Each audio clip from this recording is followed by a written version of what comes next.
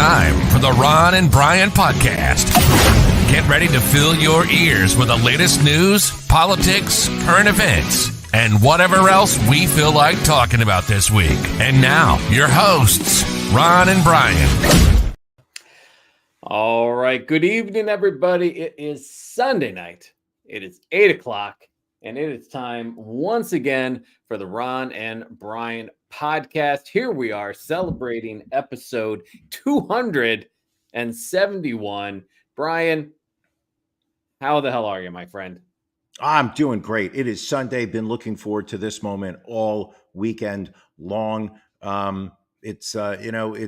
Everyone sits there and says Sunday nights is just a depressing time. I think I'm very fortunate in that my Sunday nights I get to spend with you. No, well, thank you, my friend. That's very nice. Hold on. Yes. How are you doing, Ron? I'm not gonna lie. I'm a little buzzed right now. Did a little day drinking today. Friend of the podcast, John Jardy, celebrating his birthday tomorrow. So a group of us got together, went to an arts festival nearby, and then went to a local restaurant to have a little food, some drinks, exchange gifts. Just a good time, a good group of people. Sounds like an amazing time. Listen, I'm sorry you weren't able to make it, but it was we missed you. Your absence was very obvious in the room. But yeah, I'll be drunk by after dark. So I think that is where we are at right now. There's only one way. There's only one way, Ron, that will make you drunker. What's that? To keep drinking. Oh, you mean like with drink of the week? Drink of the week. Na zdrowie. Salud. Drink of the week. Sláinte. Pause. Drink of the week. Drink of the week. Drink of the week. Drink Just of the real week. quick, I don't know if you can hear that, but the skies just opened up here in Elkins Park. Just a deluge of rain hitting the office now. And we are not afraid. Back in the early aughts, when we were on episode 482. That was season 18 of the podcast. I remember when there was rain, any type of precipitation in the suburban Philadelphia market. I remember your internet would, how do I say this politely, become very spotty. Sketchy. And there were times where we would have to reschedule the podcast, or we were not able to do it because you would lose internet. But now it's nice to know that with all the taxpayer funds that are being sent to the state of Pennsylvania to help support all those in need in Kensington, that a nice little side effort with all that money was to improve the electrical lines in Elkins Park, Pennsylvania. Listen, I think special thanks needs to go out to President Joe Biden for signing the Infrastructure Act, which I believe was directly responsible for the reinforcement of the internet and electrical lines here at Ron and Brian Central here in Elkins Park. Makes me happy. Ron? Yes. What are you drinking? So this week, we're going to mix it up. We're going to have me start. Love it. Love that journey for us. So coming out of, where is this brewery? Out of Munster, Indiana, a little something from Three Floyds Brewing. It's all about the spooky season now, Brian. And this is Zombie Dust. This is an American pale ale, and according to beerandbrewing.com, hops present complex fruit notes with a little more citrus character. The onion notes are there too, but not overpowering, and provide depth and contrast. Drinks super clean, and malt and hops are in balance. Juicy hops flavor up front, reminiscent of grapefruit and pine, along with tropical fruit notes and an appropriate level of bitterness. Finishes dry and clean, clocking in at a solid 6.2% ABV. Has a nice tan body to it, I guess you would say. That is a golden hue. Let's see how it drinks, Brian. All right. The man is taking a sip. Let's see what he says. That is a very good beer. Oh, he's going in for sip number 2. I would agree I with them. wonder- It is very dry, very clean. I'm not getting the fruit notes that they're mentioning right off the bat. But again, I've had a few beers at this point. I'm getting the onion notes. I get that, but it's not unusual. Like it's a good tasting beer. So color me a fan of Zombie Dose. Yes, Billy, I did say onion notes. So it's basically blackberry, peach, fresh blueberry, mango, and pineapple balanced against light onion notes and an almost white wine character. Very tasty, though. Very tasty. Brian, what are you Yes. drinking this week?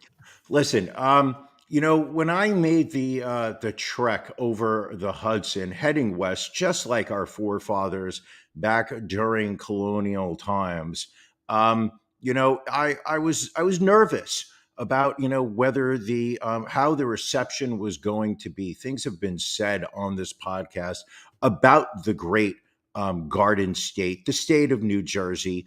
Right. Some of these things have been said by you, Ron. Others have been said by Matt Beaker. I have been nothing but uber complimentary about the state of New Jersey. And it's nice. The welcome mat has been rolled out for me. The nice people over at 902 Brewing, which is in Jersey City. So this is being made with the finest of water.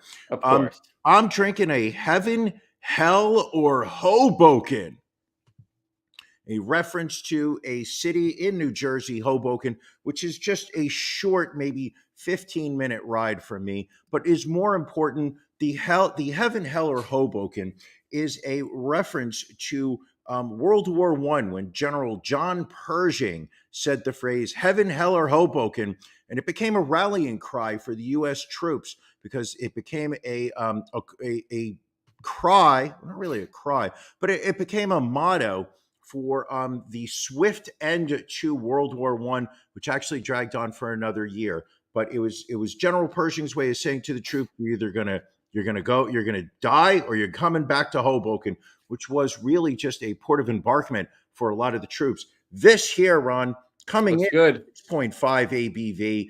It is an IPA, so I am very not looking forward to tasting this. Beer Advocate gives it a score of 83. Untapped, 3.57. Brian rates this. Let's see what it is. Take a nice drink there. Let us know what you think. I would say that this is a smooth American IPA with a hop ride of grapefruit, passion fruit, and other citrus flavors. Hit with a heavy dose of Simcoe, born in the kettle and cold side.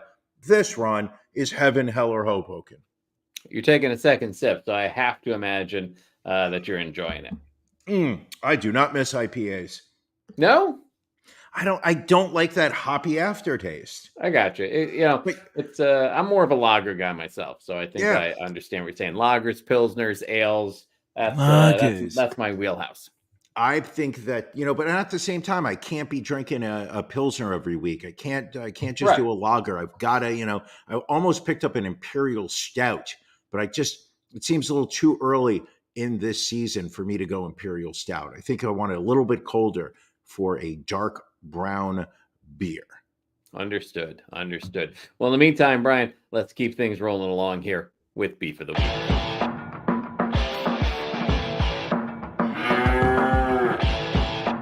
Ron and Brian's Beef of the Week.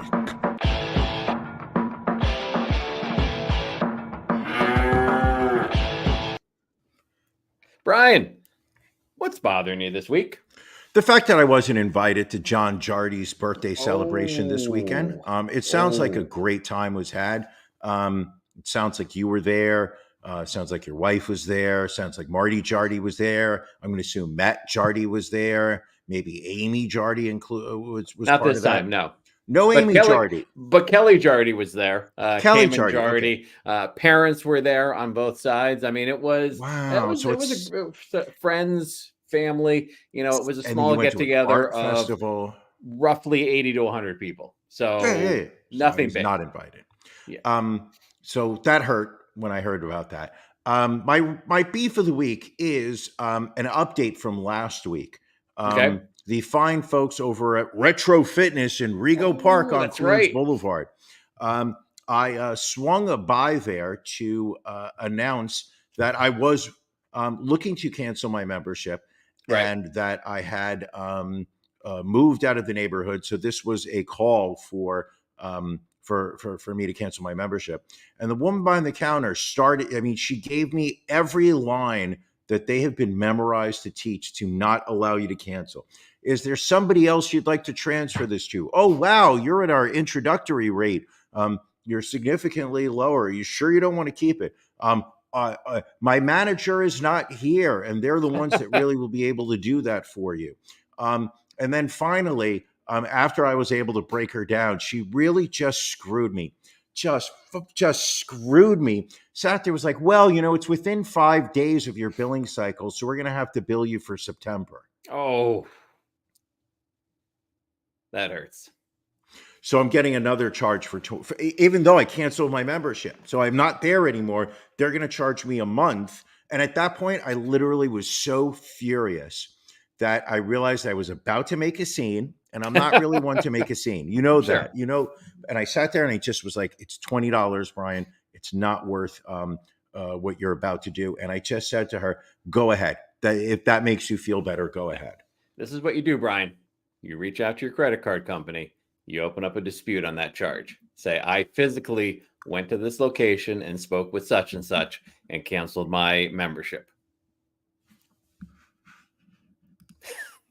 You're making a note of that, aren't you? Yeah, I'm writing this down. What are you talking about? Call credit card company. You Keep going, Ron. You got the call. You probably can just do it online. Most of your credit card companies, you can go in, you can just dispute a charge online. And then just give I don't have access to my bank account anymore. They took that away from me. Did they? Wow. No, I'm just kidding. I'm kidding you. All right, good. You had me a little worried there. Thank you very much, Ron. That's a great idea. I will be disputing it. Ron. Yes. What's bothering you this week? So this week, Brian, I mean, it wasn't a bad week. I'll admit it was a good week. But my beef this week is with my lovely bride. And my wife, she's a wonderful person. We know I love her deeply. Love her. But she did something today, and we did have a conversation afterwards about her delivery. And I guess I should maybe back up for a moment and say that my wife used to be addicted to WebMD. So if there was any kind of symptom, malady, whatever, she would go on WebMD. Sure. And you know how WebMD is. It's either what it is. You have cancer. Or it's cancer. Or cancer. Like, correct. She would be like, I either have a hangnail or it's cancer. And sure, it's 99% a hangnail, but I'm pretty sure I have cancer. So that's kind of like her mindset. I strained a neck muscle or I have cancer. Or I have cancer, exactly. WebMD, correct. The finest. So she is prepping for her own colonoscopy in a couple of months. She's getting to that age. It's time to do a colonoscopy. Hold on. How much prepping does she have to do? How much prepping does this woman have to do if it's months away from here? Well, they wanted her to get blood work, which is unusual. I didn't have to get blood work before. Well, I guess maybe I did get blood work. So she goes yesterday and she gets blood work. So I'll ask you how you would react to this situation. Okay. So I'm in the bedroom. I've just showered. I'm getting dressed. She comes in. She's like, my blood work results came back. With that tone. Pauses. And also keep in mind, she is a very energetic, vivacious person. She does not low energy. Right. My blood work results came back. Oh my God. All of them. What did it say? That is the response. Oh my God. I'm like, all right, how, all of them were really good, except for one that was really, really bad. So now I'm like, all right, time to update the life insurance. I'm like, well, which one's bad? She's like, I have high cholesterol. Now, not to downgrade high cholesterol, but in the span of treatable issues that you can have from a blood test, it seems like not a huge deal. And I said to her, I'm like, you know what? I'm like, hey, I've lost my mother to cancer. I've lost my grandmother to cancer. I've lost friends to cancer. Like that's automatically, again, where your mind goes when somebody's Sure. like, Blood work came back. I got Sure. my blood work. Yes. So I said, maybe in the future, just say, hey, my blood work came back and I have high cholesterol. But it was this whole thing where there was a good 30 to 45 seconds where I'm like, she's ready to deliver such just ridiculously bad news. Again, not downplaying the dangers of high cholesterol, but it's a treatable situation. Yes, it is treatable. And can I give you another perspective? Sure, please do.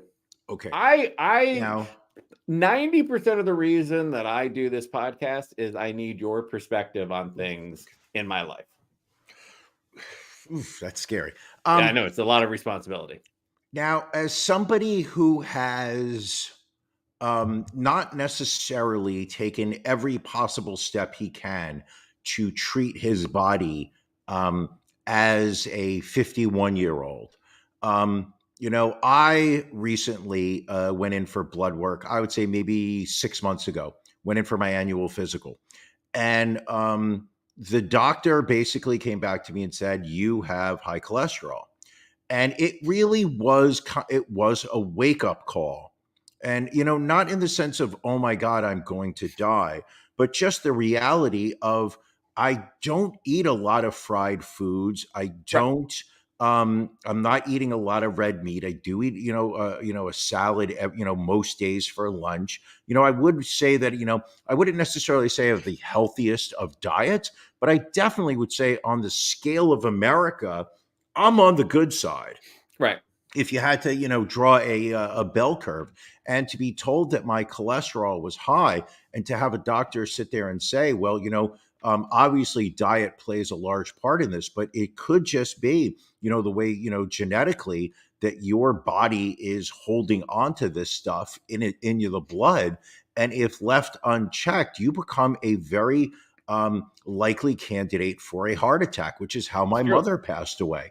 So when I was told by the doctor that, my body was just producing a lot of cholesterol naturally, it kind of was a oh shit. I am in that age group where, people are starting to drop off and die. I don't feel it's going to happen anytime soon. I'm not that lucky, but it's just the fact that, it was a little bit of a wake-up call of, hey, you are getting older and the body that you were born with may not be working in prime condition like, you have always assumed it was. If you can let your wife know, I did get on a statin.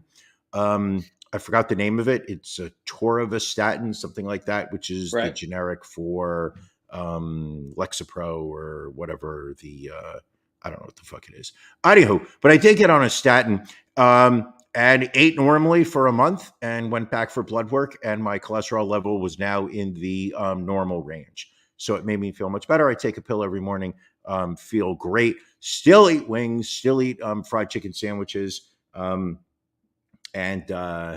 tell your wife, obviously it could be worse, but I do understand her initial reaction of just like, something serious is going on inside my body. I say this as I take a swig of Jack Daniels. Of course, that's where it went to next, is I was like, well, at least your doctor can put you on medication for cholesterol. Yeah. Well, sometimes your body just makes cholesterol. Sometimes you have familial cholesterol and it just can't be treated. And I'm like, well, does anyone in your family That's what have the high pill. I'm like, does anyone in your family have high cholesterol? Like your mother, your father? I don't know. Your brother? Grandma. Well, and then I realized I'm talking way too much sense here. I should just be like, all right, you're right, dear. But let's see what the doctor says. So is she planning on like, getting on taking medication?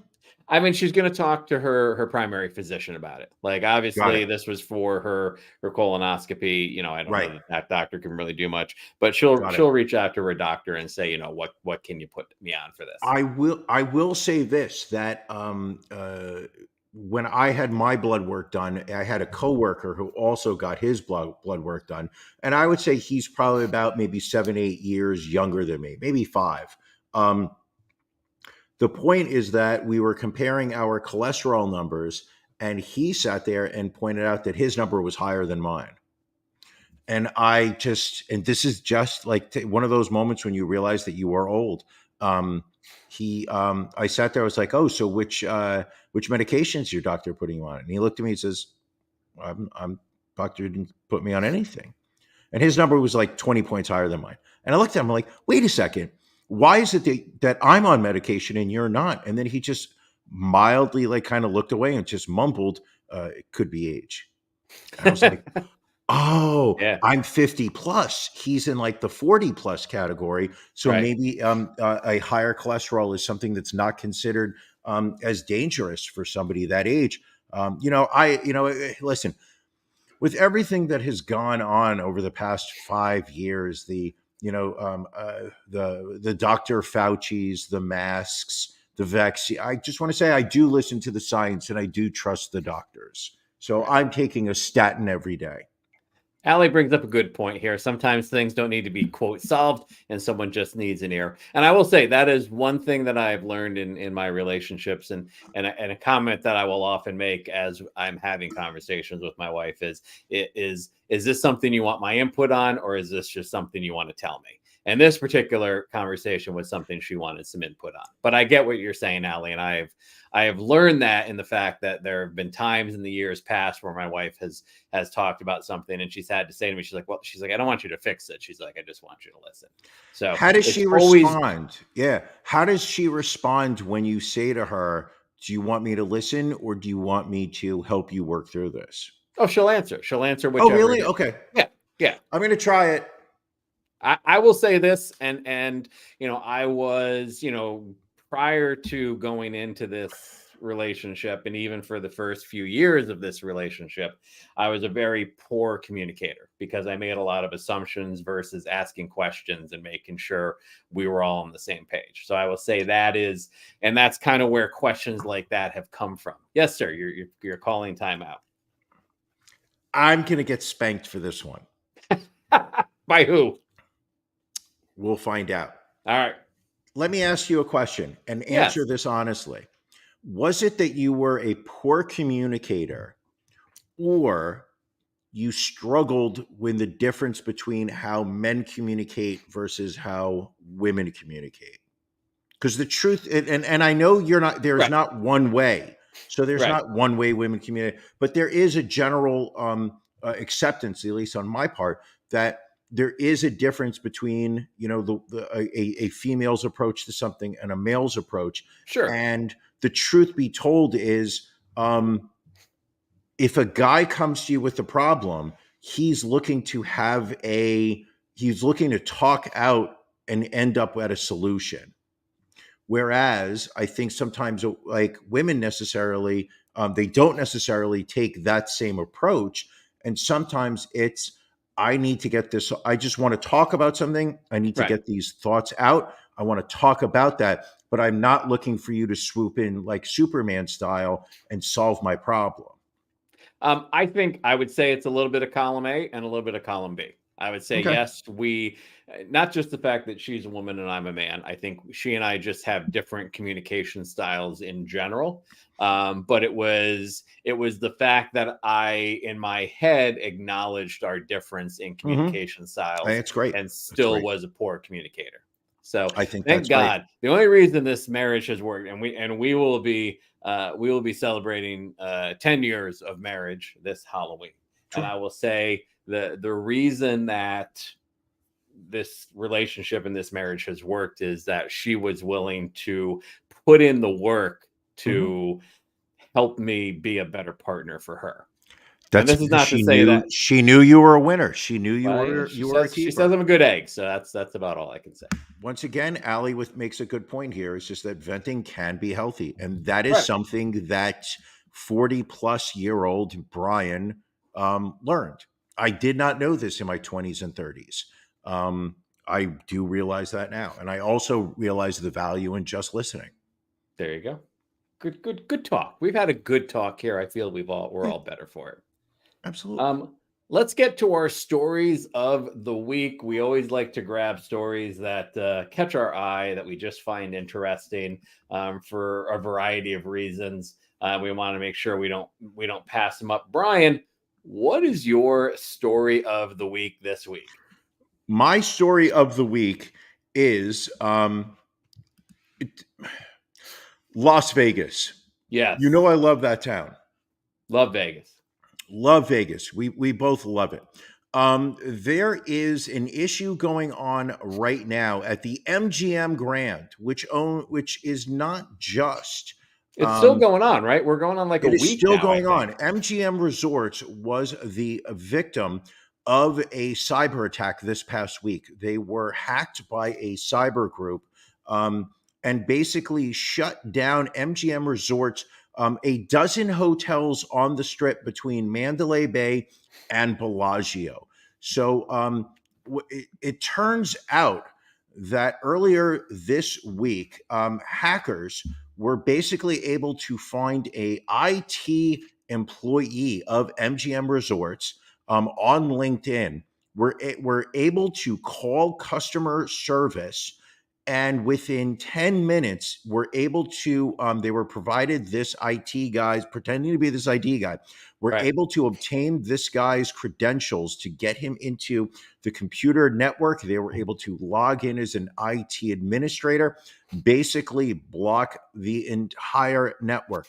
So at hotels like MGM Grand, the Bellagio, Circus, Hooters, the Luxor, also Excalibur, Mandalay Bay, if I haven't said it already. Then you're looking at the Mirage also. You're also all the way up. I think Planet Hollywood. I think you've hit all of them. I was waiting for you to shut me down. No? No. Anywho, basically, they were completely shut down in the sense of that if you were trying to check into the hotel, the computer systems were completely down. Hours. So the front desk staff were unable to verify people's reservations. They were literally taking incoming visitors with using paper notes to check people in. There were hotels that were, I believe I read, up to 3-4 hours of wait time to check in. The slot machines were completely not down. operational. All the table games were working off of paper because there was no computer system to back them up. It was a shit show. And from what the news has put out, this same group were able to go and they targeted and hit Caesars, which is a rival group in Las Vegas. Right. They hacked into Caesars and they said, "Listen, we want $15 million. Otherwise, we're going to shut every one of your hotels down." And Caesars sat there and said, "Here is your $15 million." Actually, they wanted $30 million. But Caesars only paid $15 million. They negotiated it down to $15 million, apparently. How do you negotiate with hackers who have been able to shut down your system? Genius. God bless Caesars. MGM apparently sat there when they were contacted by the hackers. They told the hackers where to go. And apparently the hackers sat there, heard this, and said, "Hey, we're shutting shit down." So if you were looking to go to Vegas this week and you're staying in an MGM Resorts hotel, my sympathies go out to you. I mean, it is, again, it's amazing to me. All these companies do training on phishing attacks, cyber attacks. Sure. And yeah, it was literally as simple as finding someone's name on LinkedIn and calling and pretending to be a certain individual. Sure. And what is interesting is MGM is entering into a partnership with Marriott this upcoming October, where Marriott Bonvoy will connect with MGM properties. And now, there's a lot of pushback from, Marriott Bonvoy members saying, how are you going to guarantee that our data is safe given what has happened? Like, they're gonna have to be some sort of connectivity between the MGM systems and Marriott. And Marriott also fell victim to a cyber attack a couple of years back, where I think like 11 million individuals had their data compromised. So but it's still amazing to me, the fact that people still get caught up in this stuff. Like the biggest thing is get somebody's return phone number. Like if somebody, like we tell that to all, because we've had this happen with hotels, and it's always like someone calls a hotel at like 3 a.m. and says, "I'm with the IT department of whatever chain it is, and we need to log into your system to do a computer upgrade. Fine. Give me a phone number I can call you back at. Sure. Easiest way to try and thwart that. Sure. But people don't do that. Amazingly, Motel 6 unaffected. Yeah. Shocker. Red Roof, still good. Still issuing Your hard data- metal keys. Your data is hard metal keys. God damn. Is there anything like checking into a hotel when you're on the road and they hand you a metal key? God damn. And it's like you just feel like you're at the Bates Motel. You mean like you're just like, oh yeah, we're not escaping here alive. I am not taking a shower here. I remember. Ron, hold on, real quick with the hard key thing. Back in like 1996, we're going back a long ways now. Sure. Me and a buddy of mine that I worked with, we went to Cancun for a vacation, and the hotel we stayed at was literally a hard key and one key. And so like I remember we got separated. Because we were drinking one night and I got home, I had the key, but like I literally had to like, because the door automatically locked when you closed it. Like when I went to bed, I literally had to leave the door cracked open because I had the only hard key and there was like not another one in the hotel. And what happened? He eventually showed back up. You've told this story before. I have. I've told that story. But I don't know if I've told. Drink up, Ron. Ron, drink some more. Drink some more. Lashana Tova, my friend. Oh, listen, I love you. No. You can finish that. That's one more sip. One more. I'll finish it in a minute. Because I have a story, Brian. You haven't asked me what my story of the week is. Ron. Yes. Ron. Yes. Ron. Yes. What's your story of the week?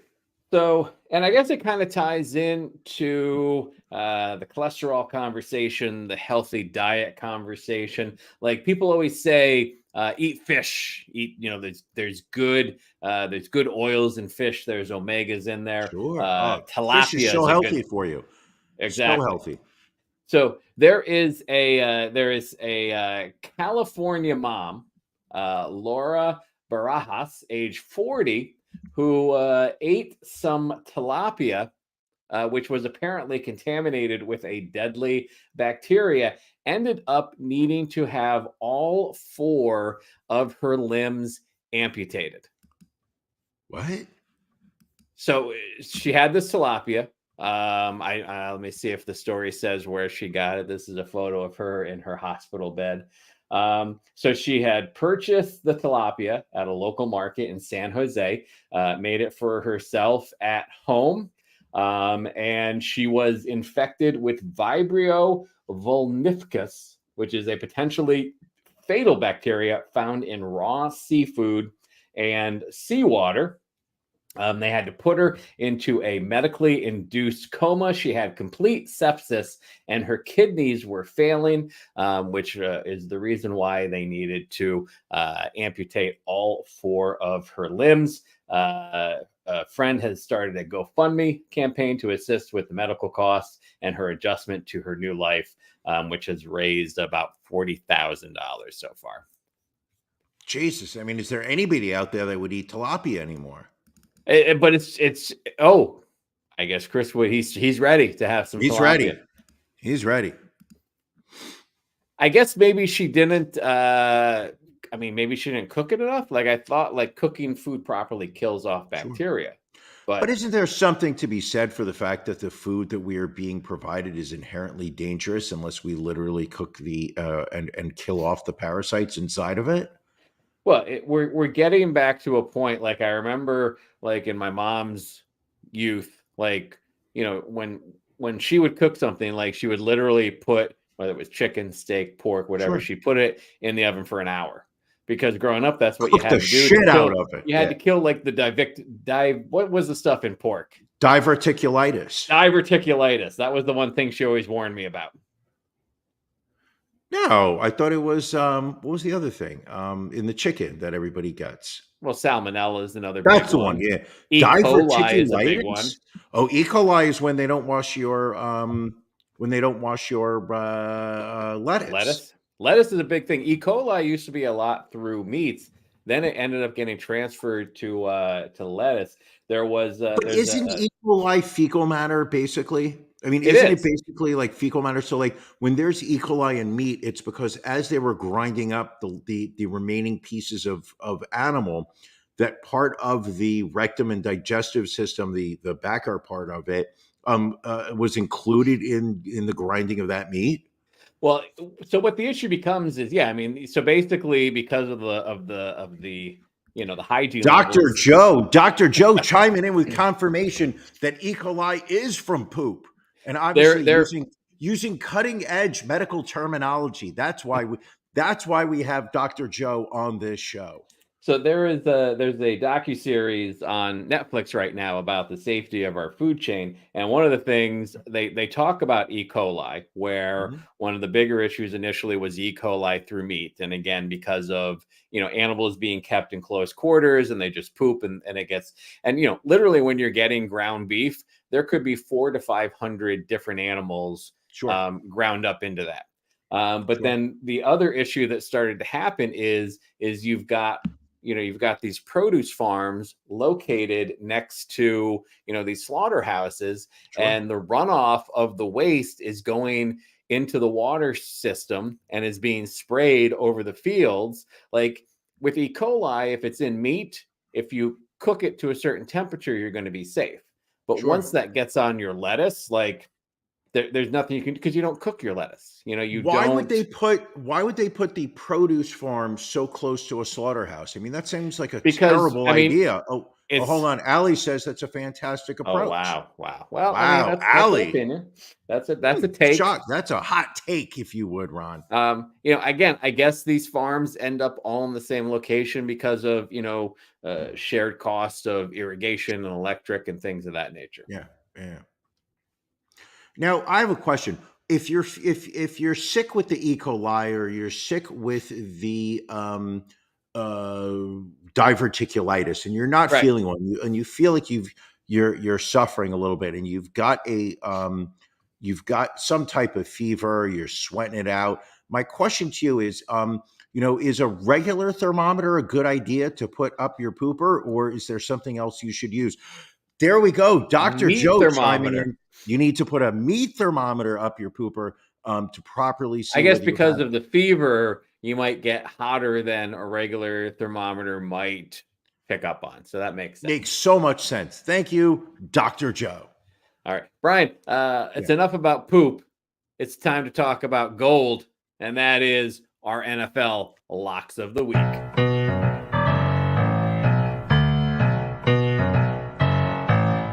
Locks. Brian, No. Don't you dare. Don't you dare sit there and try to divert attention from the genius that is Ron. Do not okay.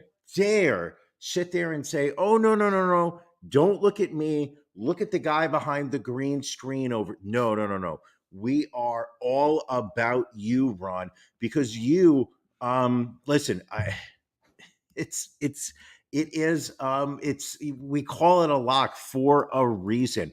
Ron, a week ago you sat there and said that the Eagles laying 7 against the Vikings. You said, listen, I love my local Eagles. I love this football team. They're going to win, but I don't think that they are worth 7 points against the Vikings. Eagles win by 6. You called it correctly. Vikings covering that game also. You said Browns +1 at the Steelers, but then you also hinted Steelers -1 against the Browns. You left us lingering for much of the episode last week before announcing which side you were going for. And hot damn, were you correct again. Ron, you went 2-0 for the second week of this season. You were 4-0. How are you doing it? Listen, as I often say, I call them like I see them, and thankfully, that's been the way it's worked so far.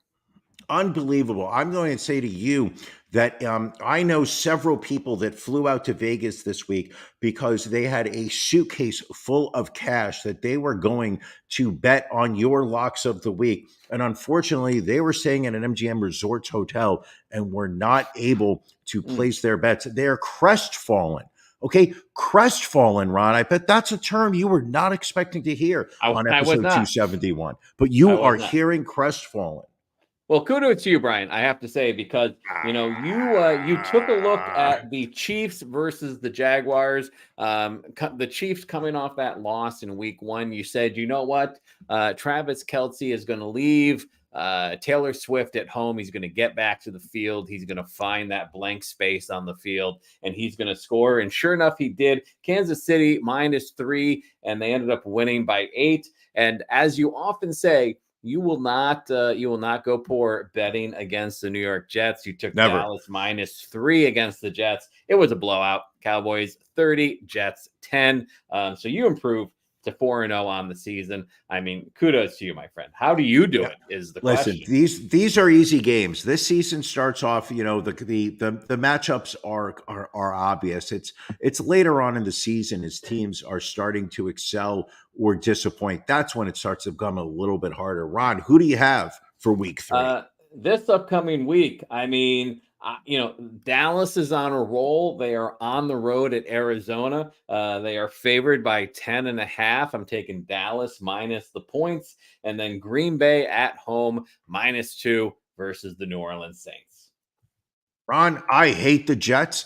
I think they are absolutely terrible. This is listen, with Aaron Rodgers suffering his meniscus tear in his right knee earlier this week during Week 1, Quarter 1. I just think, put the bank on the Patriots -3 against the Jets. Also, Seattle Seahawks are due for a strong game. They're playing the Carolina Panthers, laying 4.5. You lay those points. So Patriots -3, Seahawks -4.5. That's my lock of the week. All right. Speaking of wagers, Brian, DraftKings caught some flack earlier this week with an interesting parlay they made available to people. It's up on the screen here. It was called the Never Forget Parlay. It said, bet these New York teams to win tonight on 9/11. You were picking New York Mets to win versus Arizona, the Yankees to win at Boston, and the New York Jets to win versus Buffalo. About 1,000 people bet on this parlay prior to it being taken down amidst talk that it was somewhat insensitive. So what's your take on this, Brian? Is a 9/11 parlay a bad move, or what do you think? As a proud New Jersey resident, I think listen, New Jersey was hit so heavily on 9/11. Obviously, the towers went down in Lower Manhattan, but the people that were in those buildings were predominantly from New Jersey. The higher up in that building that you went, the percentage of New Jerseyans increased. This is statistics based on William Esquire, a local lawyer from Dumont, New Jersey, who does a lot of the statistician for the show. Anyway, I don't think this is offensive whatsoever. Okay. I heard a rumor that that DraftKings was putting together a parlay where it was European soccer teams on one day, and it was the Crystal Knock Again parlay, where it was the Auschwitz gallbladders to win game 1, and then the Dachau Dachshunds to win the second leg of that parlay. Brian, you joke around, Brian, but Matt did some research and found some actual parlays that DraftKings has apparently been contemplating. And first off, Matt, kudos to you. Matt is celebrating 30 minutes of sobriety today, so we have some kudos. But he was able. But yet the crowd does not seem to be cheering for him. Oh, there it is. Okay. So Matt has an inside track at DraftKings, and apparently found out some parlays that were on the whiteboard at DraftKings, which I guess maybe they will or won't move forward with. They had the R. Bud Dwyer parlay. If you remember R. Bud Dwyer, he was the 30th state treasurer from the state of Pennsylvania until he took his own life during a televised live press conference. Apparently, that parlay involved the Washington Wizards, who were formerly the Bullets, the Houston Astros, who were formerly the Colt 45s, and then they even went with high school sports with the Winchester Falcons. Really seemed to be in poor taste there. They also This was the R. Bud Dwyer parlay? This was the R. Bud Dwyer parlay. They also had the Trail of Tears parlay, which combined betting for the Atlanta Braves, the Kansas City Chiefs, and the Chicago Blackhawks.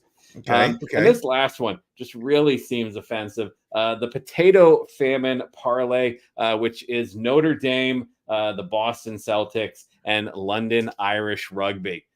Just very toned down. If there's anything, Ron, we can all agree that it is so difficult betting rugby. Nobody understands the rules, and every now and then the referees just, they tack on some extra points on the board. It's so difficult. I don't even think some of those sports, I don't think some of those seasons even overlap. So I guess maybe some of those parlays would be stretched out longer than just a day or a week, but just very insensitive. Listen, you call it insensitive. I say that the DraftKings crew, they are creative.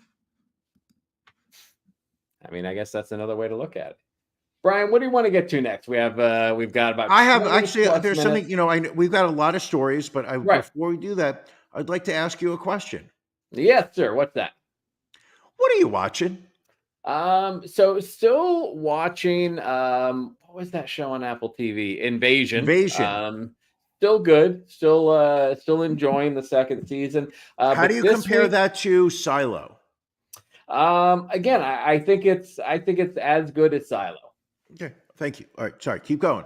But watching the new documentary Wrestlers on Netflix this week, dealing with Ohio Valley Wrestling. I think I've watched 4 German porn. Yeah, always German porn. But Wrestlers, I think I've watched 4 episodes so far. I'm in the middle of episode 4 as well. What's your take on it so far? Listen, it is the behind the scenes story of the Ohio Valley Wrestling Organization. Is that what it's called? It's just Ohio Valley Wrestling. Right. But it is the organization. So basically it is run by a former WWE wrestler by the name of Al Snow, who I remembered by name. Did not remember him for his bit, which was that he walked around with a mannequin head. I don't remember that, and probably would have thought it was incredibly stupid. But it is, he is trying to run this independent league out of Ohio, and it is, obviously it is. He is struggling on the financial side, so he brings in 2 money guys. Local Ohio sports fans who are very much into wrestling, who have invested into, who become his partners in OVW, except that they are looking at it from the perspective of, we need to be profitable. We need to start making money. We are losing tens of thousands of dollars every month, and we need to, if this is going to continue, we need to start doing things differently. So you've got that old school of wrestling, you've got the new style approach. It's interesting. I will say this. I believe that after 3 episodes, I will be watching the remainder by myself. I do not believe that I will have a female perspective next to me while I'm watching this. But, sometimes I think the same thing's happening here as well. Much like wrestling, sometimes people tap out. Right. Also, I watched a documentary from 2022 on Netflix called Harley and Katja. It is about Australian figure skater Harley Windsor and his partner, Russian skater Katja Alexandrovskaya. who apparently, achieved some success as a pairs duo in 2018, 2019. And then things started to spiral downhill. I don't want to ruin anything for you, but a very, very sad ending to that. Well, wait a second. Isn't she the one that committed suicide 5 months after they dissolved their partnership? Well, yes, I guess if you want to ruin it for people, yes. Sorry, I just Googled that. I didn't actually. I don't know the story whatsoever.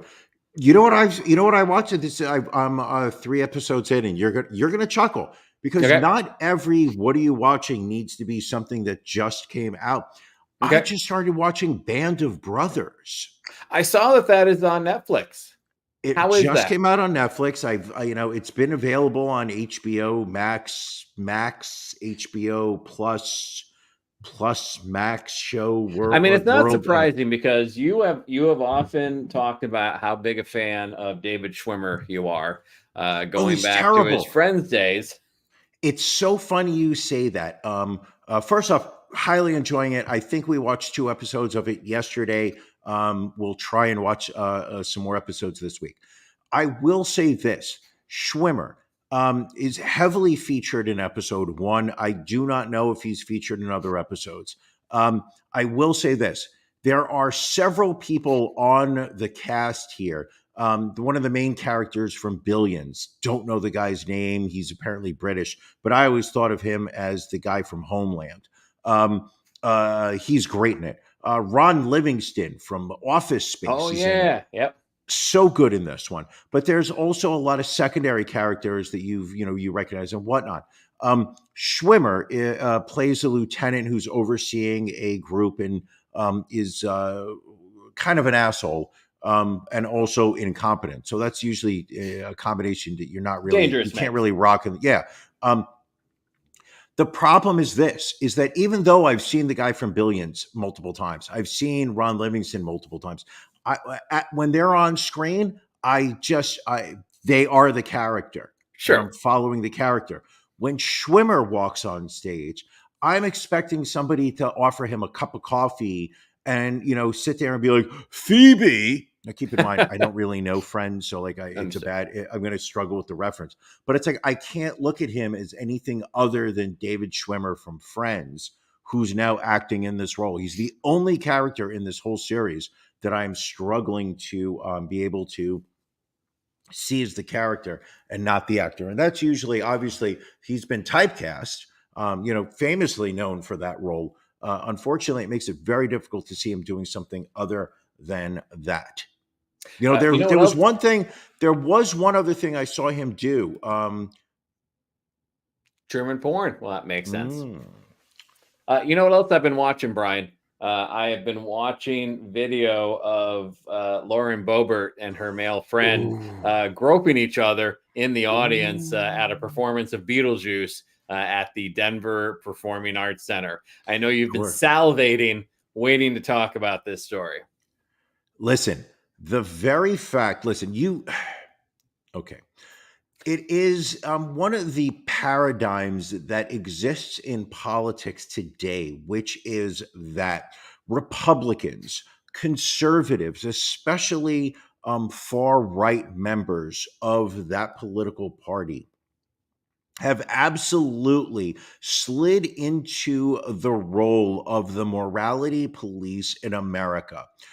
Defining themselves as living this pure existence, this pure life that allows them, that enables them to identify acceptable and unacceptable behavior that is going on in society as a whole, and reclaiming that the behavior that they dictate is acceptable needs to be enforced by American law. An example of this is the crushing legislation that has come out in a majority of Republican states against abortion of late. The enforcement and passing of legislation that allows for church prayer in public schools, in courthouses and whatnot.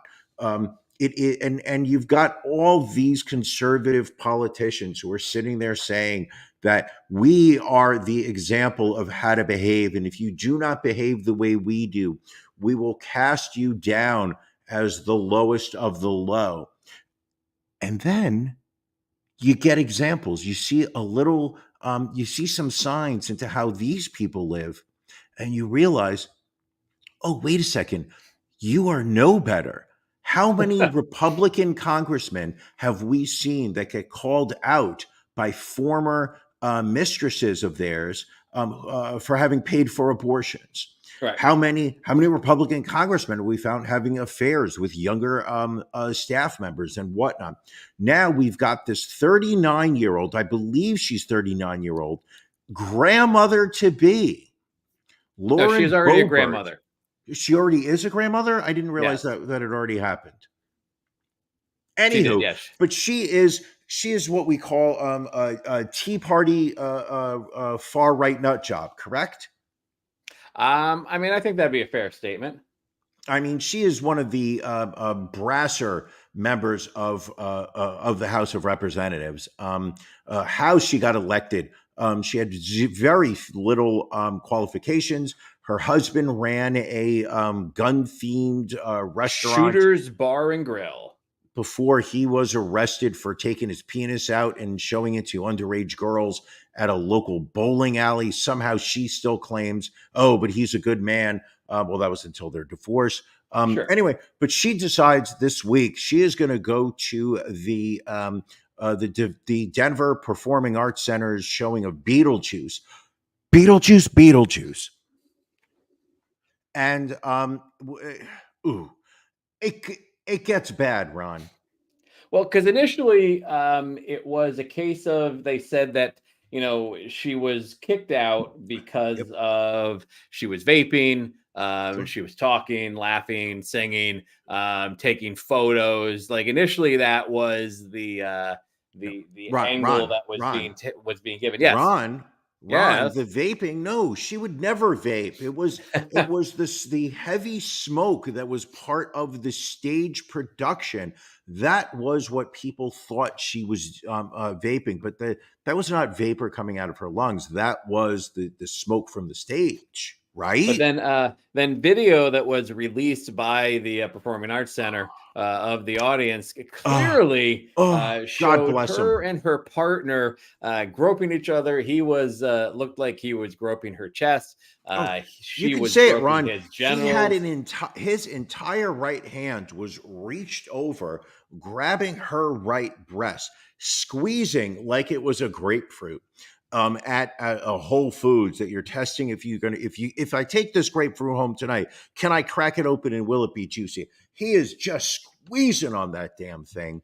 And what's listen, great, we don't kink shame here. Like we are fine if that is the kind of activity you'd like to participate in. But you're in an audience of people. You're in an audience with children. It's if you're going to complain about the drag queens being in schools and libraries and whatnot, and then you can't conduct yourself in an appropriate manner in an audience in public, it's problematic to say the least. Sure, and also keep in mind the video also shows her putting her hand over his crotch. Yes. And grabbing. Her hand reaches over and grabs his and moves it over closer to her breast area. And also the video. And let's be brutally honest, the organizers of this theater, God bless them for throwing her out after she got into an argument with a pregnant woman that was sitting behind her, who asked her to please stop vaping. Yes. At which point, I believe she called the woman a miserable cunt. I believe is what the reporters are reporting. And then clearly she's vaping. I mean, she's absolutely. I mean, no question. And what just truly just runs home over the course of this past week is the various announcements of denials and lies that were coming out of her and her camp as to what her behavior was during this. And then the theater sat there and and just put out the video where, I Right. mean, no offense, they were zoomed in on her. I mean, Oh this is yeah. just clear video. No offense. Also, this is the last time that I go into a public theater and start groping my lady. I will not be doing this ever again, because now I realize I'm on video. Well, and when she finally owns up to some of the behavior that is, This and then today blames she it, owned up to it. Today she owned up to it. but blames it on her eccentric personality, and B, Hey, I'm a little crazy. I'm a but little also blames wacky, it so on I the get to do stress whatever I of her want. divorce. Brian, as we've mentioned often on this podcast, you've been divorced twice. I have never I have. seen you post divorce go to a Broadway show and grope your partner. No, not at all. That's because I was not kicked out. I was able to get away with it without anybody looking. Speaking of politics, we say a very sad adieu to Mitt Romney, who announced this past week that he will not be running for re-election in 2024. Mitt Romney, a person that we often did not agree with, but he was someone with the backbone to vote for Donald Trump's impeachment twice. He has often reached across the aisle at times to support legislation. So not a completely horrible person, and someone who I think will somewhat be missed from his level of maturity on the political spectrum.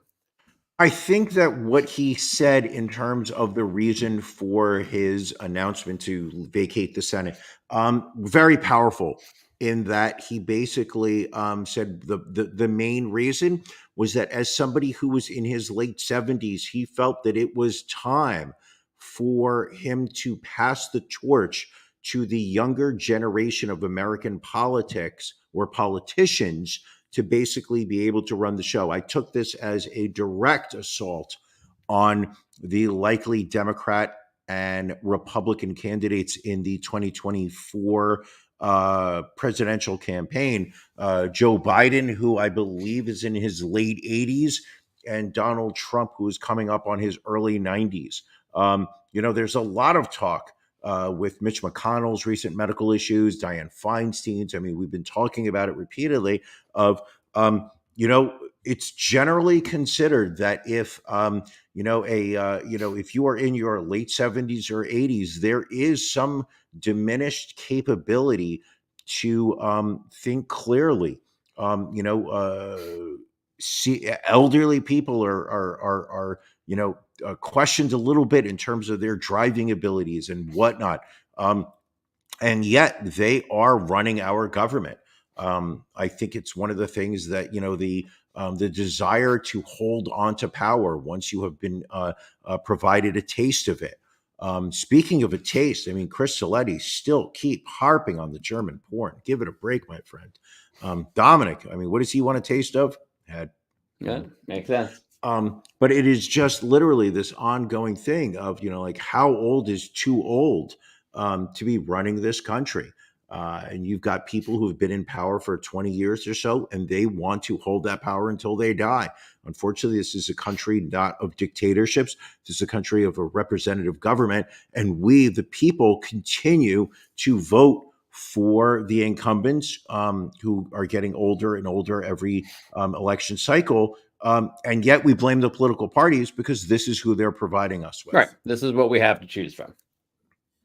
One story we didn't get a chance to get to last week, we wanted to make sure we caught up on this week, involves MSU football coach Mel Tucker. He was suspended last Sunday without pay due to sexual assault allegations that were made against him. A couple of years ago, he started working with an individual by the name of Brenda Tracy. She is a rape survivor. 25 years ago, she was raped by 4 men, 2 Oregon State University football players, a junior college player, and a high school recruit. He had connected with her to work with his team to educate the players about sexual violence.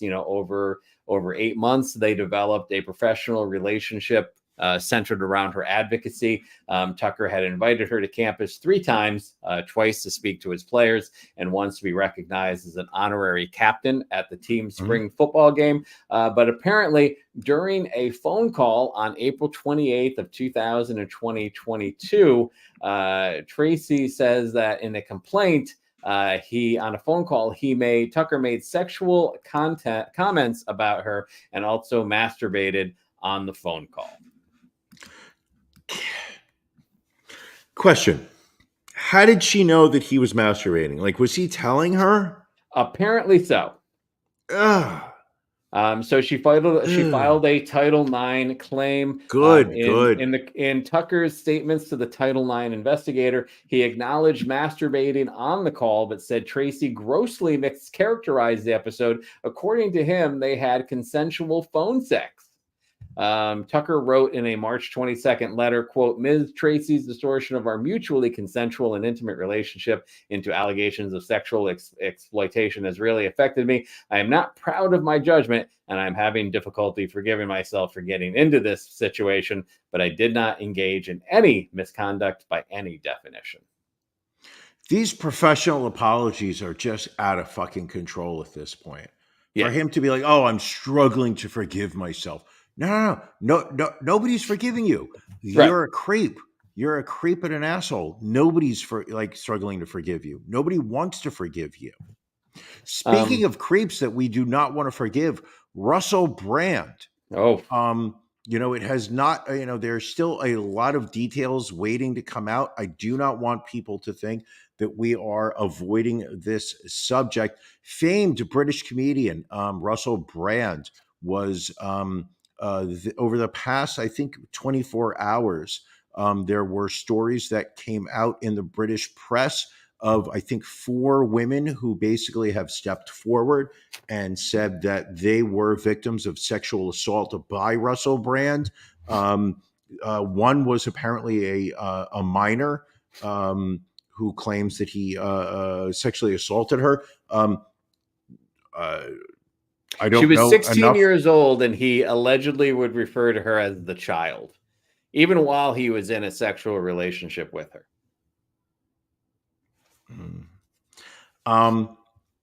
If we could cancel him, I would be fine. It sounds, from the early reports, and obviously there's a lot of information that's set to come out in the next 24, 48 hours. Russell Brand posted a video on his YouTube page, I believe it was yesterday, preempting the news that broke today, which was basically him saying, "Oh, I've been notified by the mainstream media that they are going to announce some terrible things about me. Don't believe it." Okay, you know what? Yeah, we'll take you at your word. Fine. Then the details started to come out, and if any of them are true, I would say this man deserves to be in jail. I don't know how you feel about that, Ron. No, I listen. I think the men in power take advantage of this situation, and they need to be held accountable for their actions. Ron, power absolutely corrupts, and absolute power corrupts absolutely. Very wise words. Very wise words. And you know what's also wiser words? If we can make a nice smooth transition. What's that? Our Patreon. Oh, you are correct. People, if you're not on our Patreon, if you are not a subscriber to our Patreon, you are basically telling Ron and I do not want to support the show. Right. I want to continue to enjoy my 1 hour of free content, but I am not going to crack my wallet open every month and give you pennies on the day. That's what it boils down to. For as little as $5 a month, you can join our Patreon. It helps. The money is going to help offset the expenses that Ron and I incur to run this podcast. First off, the graphics. See this little banner that goes across? Every time it goes across, $2 goes to StreamYard. Look, this is another $2. It used to be 75 cents, but inflation. Thanks, Joe Biden. It's now $2. Okay. We want these graphics because we think it adds value to the show. But now we're looking at $6 for this. It's now Right. $6.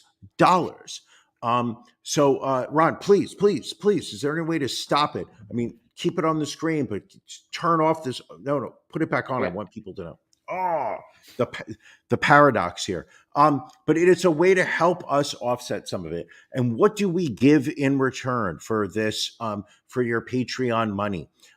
You are given access to something called After Dark, which is a separate show that Ron and I do right after this. 9:30 tonight. And for $5 a month, you are given a audio file every Monday morning of this content that we do. It's a minimum of 30 minutes. And we cover stories that YouTube doesn't want us to talk about it. Facebook wants no part of it. It makes Twitch nervous. But yet Patreon says, okay. So we do a minimum of 30 minutes of After Dark for $10 a month, still less than the price of a cup of coffee. For those people who like their mocha blast frappuccinos. For $10 a month, you get a link every Sunday that allows you to watch live our After Dark show, and it gives you afterwards a video file that you can watch. Here, Mr. Saletti once again comes in with the question, does Patreon equal a hand job? If so, he's in. Yes, I will jerk you off if you sign up. At the $50 level. Correct. You have to sign up for the titanium level. The $50 level. Hand relief. What was that audio file that we had? I just wanted some relief. Remember there was the show on Netflix. Can you get me some relief? The guy who let his daughter the guy that let his daughter get kidnapped and then had his neighbor jerk him off all the time. Oh, but more important, Brian, important than Patreon. We are now, folks, we are available on Cameo. If you go to cameo.com/Ron Bryan Podcast 8939 for just $10, we can record a video message for a friend, family member, loved one, what have you. We can wish them happy birthday. We can congratulate them on a graduation or an engagement or a wedding. We can give a pep talk, and we can guarantee you a message that will be unlike anything else you can get off of Cameo. I think, Brian, would you admit that this would be a real one-of-a-kind treat for people? Sure, I absolutely do. And the thing is, the bio that they chose, we didn't even type this up. They would not even take any text from us. It says, get a cameo from two of the greatest podcasters on the planet. We guarantee an experience that your friends and family will never forget. For as little as $10 a month, you can get a personalized message from us for a neighbor. Say your neighbor's dog is shitting in your yard and you don't know how to tell him. We will send a message. We will create a video basically telling your neighbor to go fuck off and their dog. But obviously, E. coli comes from poop. Say you are, you're a 17-year-old boy, you just got your girlfriend pregnant and you don't know how to tell your parents. You don't have to. We will do it for $10. Ron and I will we'll so you want to break up with a significant other, but you don't want to ghost them, but you don't know how to handle it yourself. So awkward. We'll do it. We'll do it. $10. Yes. A C note. Of course. Is $10 a C note? No, a C note's $100. $10 is a tenth of a C note. Isn't a $10 a Hamilton? Hamilton or a Hamilton 5. Just a Hamilton. I have no idea. Yeah, Hamilton. I think that's 10 or Benjamin's. No, Benjamin is 100. I don't even remember. Anyway, we're on Cameo. Go to Cameo. We will leave a message. All right. We are absolutely happy to do so. All right, Brian, anything else? We've covered so much. We have to go get ready for the After Dark for our Patreon subscribers. We're good. I think we're solid. All right. Well, thank you, everyone, for joining us this week. Patreon folks, we'll see you in about 15 minutes. Everybody else, we will see you next week. Thank you you for joining us on the Ron and Brian podcast. We're live each week on YouTube, Facebook, and Twitch. You can find prior episodes, links to our social media, and everything else Ron and Brian at ronandbrianpodcast.com. See you again